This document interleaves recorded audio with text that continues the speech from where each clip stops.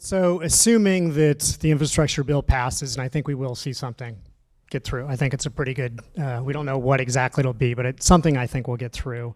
We're still gonna have some issues actually doing some work. I mean, we're looking at inputs right now that lumber, steel, those prices are going through the roof. It's starting to peak and come down some, getting better, but we still have a ways to go. Certainly have labor shortages. Interest rates are going to be going up. So we have all these different pressures that we're seeing. What are you all, and maybe Sarah, I'll start with you.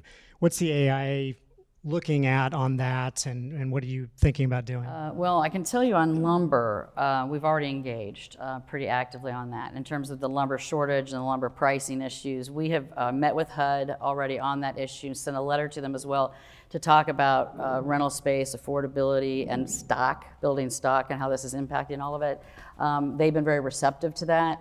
We've also reached out to industry groups, the manufacturers, to find out what is going on, and we've basically been told it's not that there's a shortage of the product, it's a shortage of getting it to market, you know, the actual transportation to and from point of delivery. So we've leaned in on that, tried to keep members educated on that issue. With regard to steel tariffs, obviously we did weigh in on that. AIA, however, has a position of one of product neutrality, in that we really can't endorse a product or oppose a specific product, but we certainly can talk about its impact if there's a shortage and there's supply issues. So that's generally our take on that issue. But I know AGC's also been active in the tariff.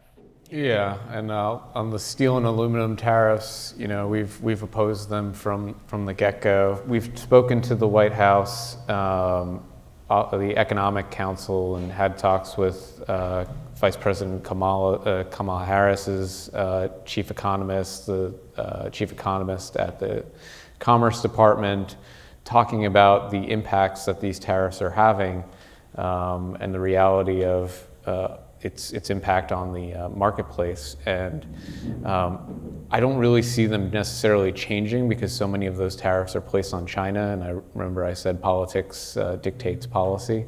It's going to be really hard for President Biden to remove tariffs on China, and then all of a sudden he's weak on China. So it's an issue when you think about that. Right. Yeah, and we're in a position that, I mean, there's a lot going on up there, and the president, I think, is really, he needs a win.